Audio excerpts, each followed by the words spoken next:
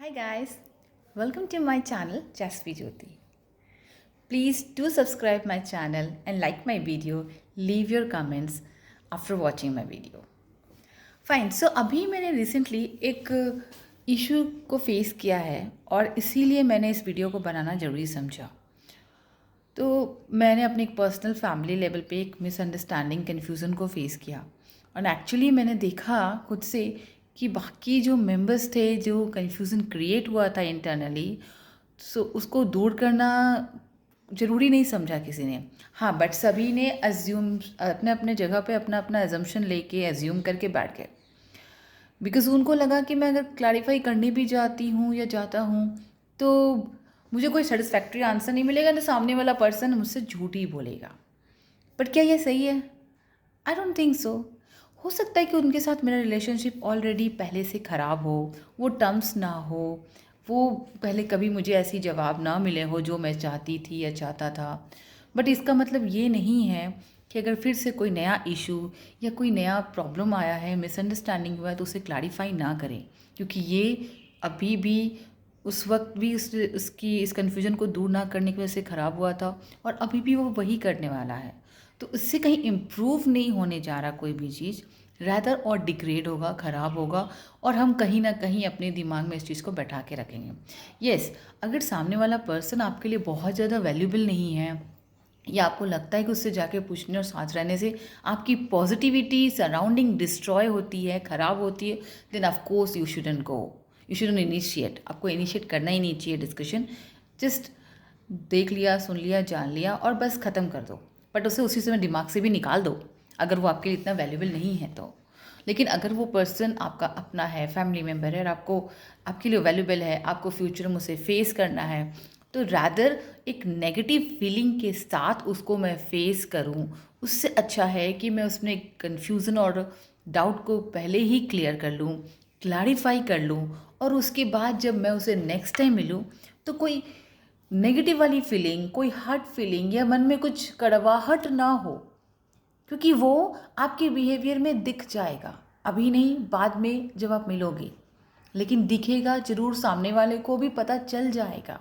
लेकिन उस समय वो उस चीज़ से अनजान होगा जिसमें उसकी कोई गलती नहीं होगी और हमारा बिहेवियर जो उसको उस समय फील होगा उसमें कहीं से भी वो उसके लिए रिस्पॉन्सिबल नहीं होगा और वो डिज़र्व नहीं करता होगा।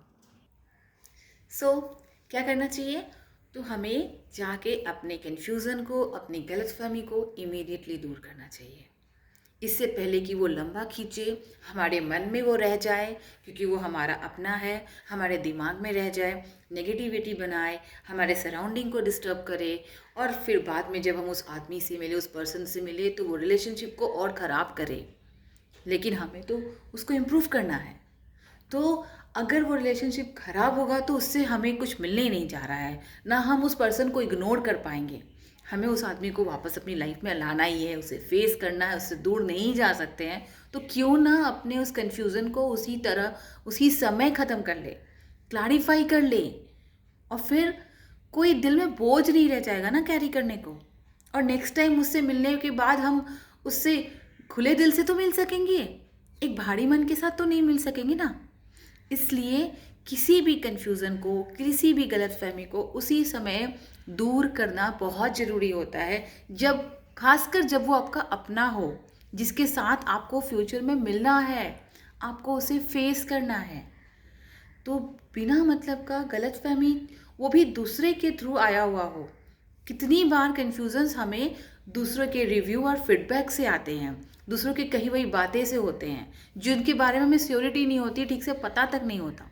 हम बस उसे मन में ले लेते हैं क्योंकि किसी आदमी के बारे में पहले से हमने कुछ नेगेटिव एक्सपीरियंस किया होता है, कुछ गलत एक्सपीरियंस होता है, कुछ दिल को ठेस पहुंचाने वाला एक्सपीरियंस होता है।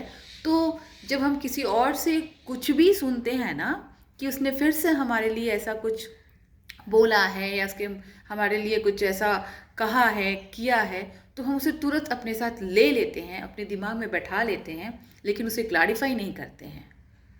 तो हमें इस चीज़ को समझना बहुत ज़रूरी है कि यही सारी चीज़ें धीरे धीरे बढ़ के स्टैक हो के नेगेटिविटी इन्वायरमेंट इतना ज़्यादा बना देती है कि फिर हम हैप्पीनेस, अपने बारे में जो सेल्फ लव और हैप्पीनेस की मैं टॉक करती हूँ ना, फिर वो मायने ही नहीं रखता, वो कहीं से पॉसिबल नहीं हो सकेगा।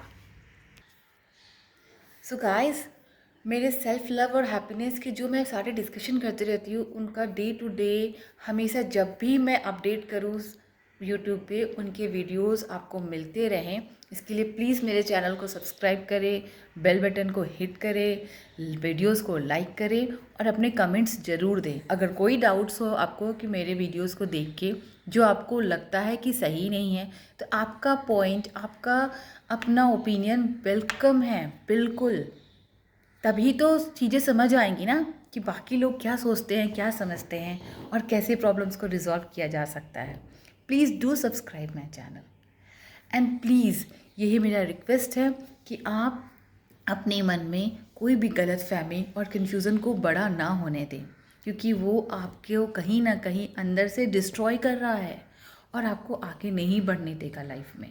सो इट्स बेटर कि आप उसी समय उस गलती को, जो भी आपको लग रहा हो कि सामने वाले ने किया है, सही नहीं है, पर उसका ज़रूर पता कर लें, उससे बात कर ले, उस पर्सन से फ़ोन पे ही बात कर ले, मिल के डिस्कस कर ले। वो अगर यूज़लेस लग रहा होगा कि नहीं यार कोई फ़ायदा नहीं है बात करने का, फिर भी करें, क्योंकि आपको अपने लिए करना है। उसको कैरी ओवर करने से आप डिस्ट्रॉय हो रहे हैं, आपका पॉजिटिविटी डिस्ट्रॉय हो रहा है। सो क्यों ना हम अपने बारे में सोचकर ही इसका फैसला ले और इसके लिए कदम उठाए, इसके लिए आगे बढ़े। ये ना सोचे कि उसको कैसा लगेगा या वो वर्थ नहीं है। आप अपने लिए सेल्फ वर्थ अपना देके, आप अपने लिए वर्थ हो, तो अपने बारे में सोच के, सिर्फ अपना फ़ायदा और अपने बारे में, अपनी पॉजिटिविटी के बारे में सोच के प्लीज़ इस कन्फ्यूज़न को तुरंत दूर करें और पॉजिटिविटी के साथ अपनी ज़िंदगी में आगे बढ़ें। ये नेगेटिविटी को आपको हटाना होगा। यही तो हमारे शुरुआती स्टेप्स हैं, जिनको पार करने के बाद ही हम अपने आप को प्यार करना, अपना ख्याल रखना सीख पाते हैं।